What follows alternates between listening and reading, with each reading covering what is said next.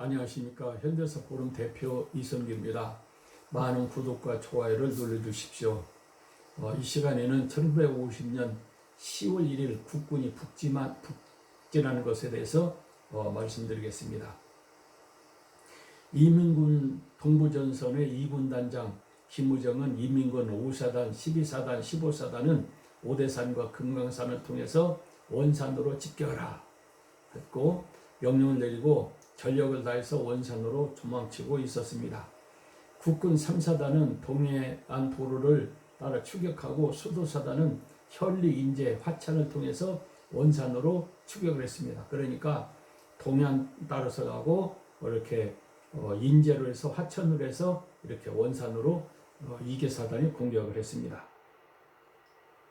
10월 1일 국군 3사단 23년대 허영수 소령이 소령 3대 되는 새벽 2시 주문진에 도착했고 11시 30분에 38선을 넘어 양양 앞에서 이제 도착을 했습니다. 10월 1일 날 쉽게 말하자면 38선을 넘었습니다. 그래서 10월 1일 날을 국군의 날로 정한 것입니다. 10월 3일 3사단 26년대는 인민군을 저항을 물리치고 간성을 거쳐 거진까지 진격하였고 10월 4일 국군 3사단 22연대는 고성에 도착을 했습니다. 이게 국군 3사단 같이 이렇게 포항에서부터 강릉을 거쳐서 속초를 거쳐서 고성까지 그냥 순식간에 지금 오고 있습니다. 인민군이 서울을 점령했을 때 쉬지 않고 그냥 순식간에 갔으면은 벌써 부산까지 점령하고 아주 그냥 김일성 만세, 인민군 만세를 부를 건데 가다시고 그래서 막는 것입니다. 그런데 김일성은 이렇게 미군 때문에 인민의 해방전쟁이 실패했다. 미군이 천천히 원수다. 그러는데 절대 미군 때문에 실패하는 것이 아닙니다. 강정규 교수나 좌파 교수들도 인민의 해방전쟁이 미군 때문에 실패했다. 그러는데 절대 미군 때문에 실패하는 것이 아닙니다. 가다시고 그래서 막는 것입니다. 국군 3사단 같이 포항에서부터 그냥 이렇게 울진으로 해서 그다음에 강릉으로 해서 속초로 해서 간상 고성까지 막 이렇게 순식간에 북진했으면은 인민군도 벌써 부산까지 점령을 해죠. 240대 전차를 가지고 세상에 전쟁에서 지단이 말이 안 되는 소리죠. 그래 지금도 인민해방전쟁은 미군 때문에 실패했지만은 김일성이가 백전백승에서 이겼다고 그렇게 국민들을 거짓말하고 선동을 하고 있어요. 10월 후에 국군 3사단은 통천에 도착했습니다. 그리고 미 전폭기 550대가 산악으로 도망치는 인민군을 향해 계속 머리 위에서 그냥 폭탄을 퍼붓습니다. 10월 6일 국군 3사단은 원산 밑에 송전이라는 데가 있어요. 벌써 송전에 도착을 했어요. 10월 6일. 그러니까 포항에서 출발할 때가 9월 23일이에요. 그러니까 순식간에 그냥 원산까지 도착을 한 거죠. 그리고 인민군은 12사단, 15사단, 5사단은 평창을 거쳐 대화에서 오대산으로 도망치고 일부는 현리, 인제, 화천을 통해서 원산으로 막 도망가고 있습니다. 그러니까 워커 장군이 메가더 장군한테 7사단, 미군 7사단이고 미 해병사단이 서울에서 원주까지 도로, 길을 딱 막아버렸으면은 이런 인민군이 3만 명이 이제 북으로 도망가는데 그걸 어느 정도 차단할 수가 있는데 이렇게 워커 장군의 말을 안 듣고 메가더 장군이 길을 다 열어놔 버렸어요. 그래가지고 이렇게 지금 도망가는 겁니다. 인민군 12사단, 15사단, 5사단은 평창을 거쳐 대화에서 오대산으로 도망치고 일부는 현리, 인제, 화천을 통해서 원산으로 두 방향으로 도망가고 있습니다. 10월 4일 국군 수도사단 18년대 동두천에서 되게 포위당해가지고 고생한 연대죠. 18년대가 선발대가 되어 간성에서 진부령을 거쳐 원통, 인제로 도망치는 인민군을 막 추격했어요. 그리고 10월 5일 날 국군 18년대는 양구에 이제 도착을 했어요. 그리고 10월 7일 준양이라는 데가 있어요. 거기에 도착했고 10월 8일 국군 18년대는 천령고개를 넘어 원산 및 고산에 도착했습니다.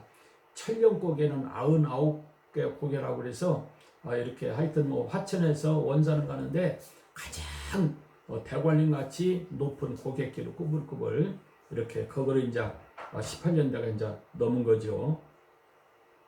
국군 18년대 장충건 소령이 참 싸움을 잘했습니다. 6월 25일 초전에 의정부의 소유산 거기서부터 그 다음에 이제 김포공항에서 그 다음에 부천에서 그리고 계속 내려가면서 참 싸움을 잘했는데 여기서 이제 부상을 당했어요. 그러니까 소령이 이제 대대장이었는데 이때 대대장 중에 싸움을 제일 잘한 사람이 장충건, 김준희 이렇게 여러 사람이 있습니다. 김익렬도 싸움을 잘했죠, 대대장으로서. 그런데 참 아쉽게 장충건 소령이 부상을 당했어요. 낙동강 전투에 참여한 인민군 1사단, 2사단, 3사단, 4사단, 5사단, 12사단, 15사단 등 패잔병들이 중부정선과 오대산을 거쳐서 전부 다 이제 원산으로 다 몰렸어요. 평양으로 가면은 잘못하면은 폭격, 미군의 폭격으로 인해서 많이 죽는다. 그러니까 산악으로 숨어서 가야 된다. 그래서 이제 주로 인민군이 이제 10개 사단 넘는 인민군이 전부 다 이렇게 산악으로 해서 원산으로 해서 지금 도망을 가고 있습니다. 10월 8일 아침 8시 국군 3사단 23년대가 현산에서 인민군 저항을 물리치고 오후 3시 쌍음리에 도착하였고 수도사선 1년대와 18년대는 원산 밑에 신고산이라는 데가 있어요. 이 신고산을 넘어 이제 원산이 되는 거죠. 그거를 이제 점령을 했어요. 그러니까 2개 사단이 몰고 가는데 여기 이제 인민군들은 보통 5개 사단이 지금 막 봉착 갖고 도망가는 거죠.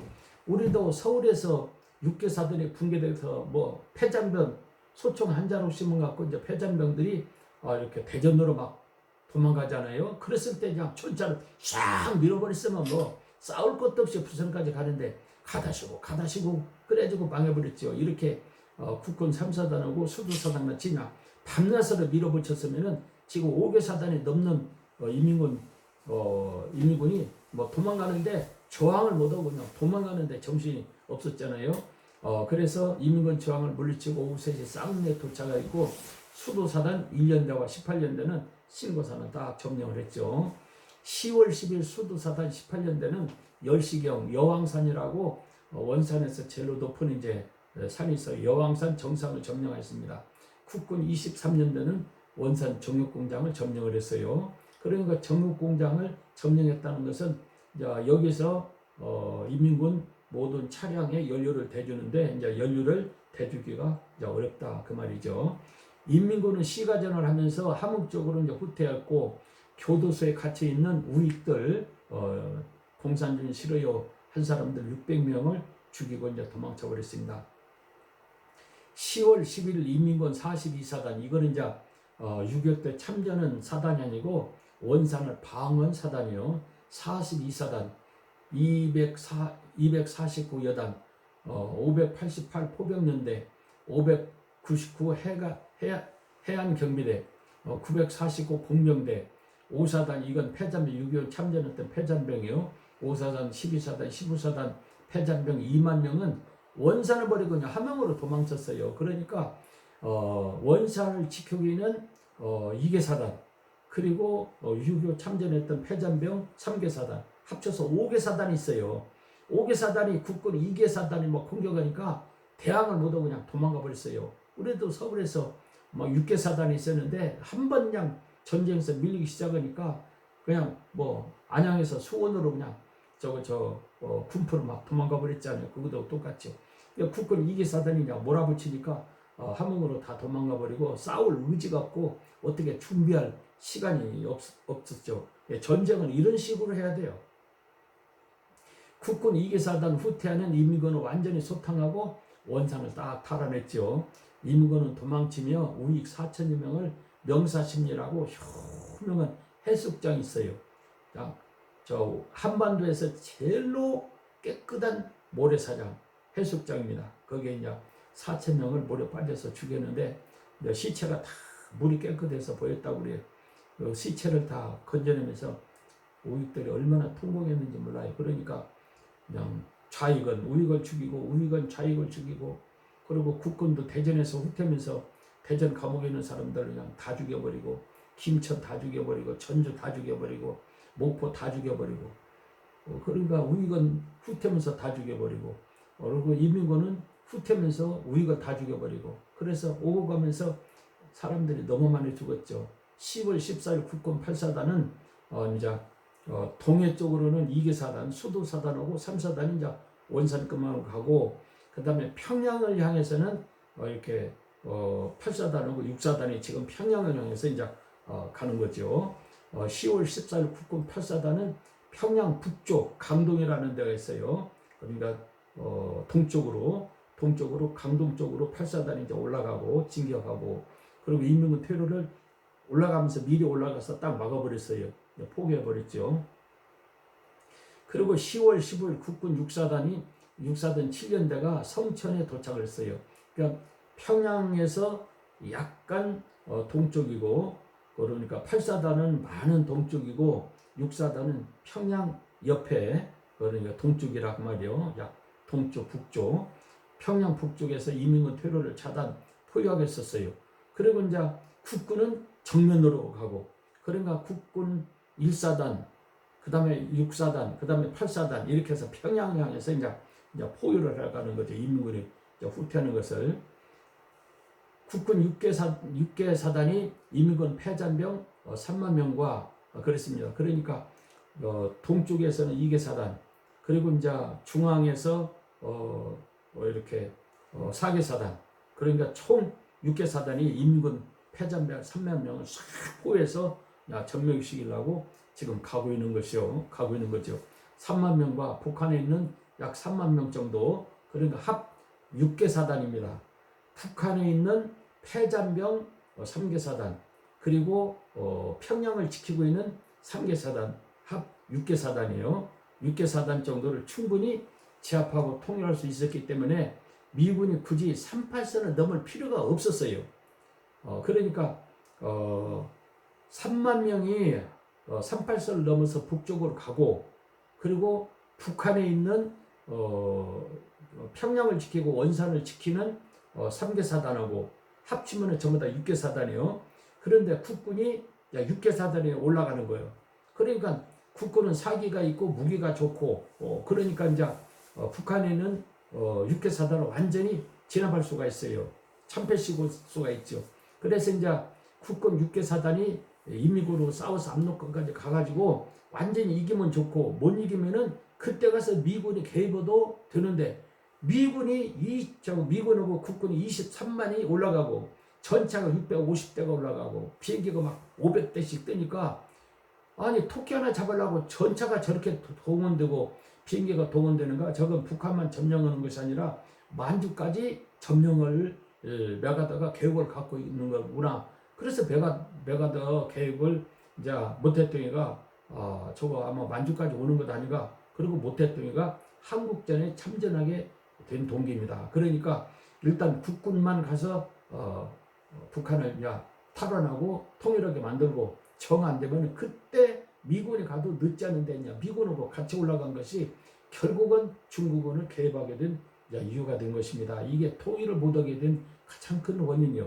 미군은 서울에서 강릉까지 인민군의 퇴로를 차단하지 않고 미군의 패잔병을 도망치게 그대로 두고 북에 있는 약 3만 명, 합 6만 명을 제압하기 위해서 전차 650대, 미군과 한국군 25만 명, 그리고 1000대 항공기를 동원하여 38선을 넘어 북전한다는 것은 모태뚱이 미국이 한국보다 만주를 점령할 목표라고 잘못 판단하게 하여 중공군이 한국전에 개입할 수 있는 명분을 이제 준 것입니다. 이건 너무나도 잘못한 거죠. 국군이 북전한 다음 중공군이 개입한다면 이때 미군이 개입하도 늦지 않고 완전히 중공군을 제압하고 만주를 폭격하고 그리고 이제 완전히 통일할 수 있는 기회를 그냥 놓쳐버린 것이죠. 이거 보면 참 너무나도 기가 막혀요. 이 내용을 이승만 대통령과 신성모가 트루먼 대통령과 메가더 장군을 설득하여 국군만 북진한 다음 미군은 38선에서 머물러야 한다고 강력히 주장을 해서 국군만 가도록 해야 되는데, 이승만과 신성모 정일군이 이런 내용을 가지고 모 대통령 저 트루먼이나 메가다한테 설득시킨 내용이 없어요. 미군이 그냥 압록강까지 진격해서 통일시켜달라 하고는 미국만 의지하는 이승만, 그 다음에 신성무, 그 다음에 정일권입니다. 이 4대주의가 결국은 통일을 못하게 된 원인이죠. 너무나도 아쉽고 너무나도 기가 막힌 내용입니다.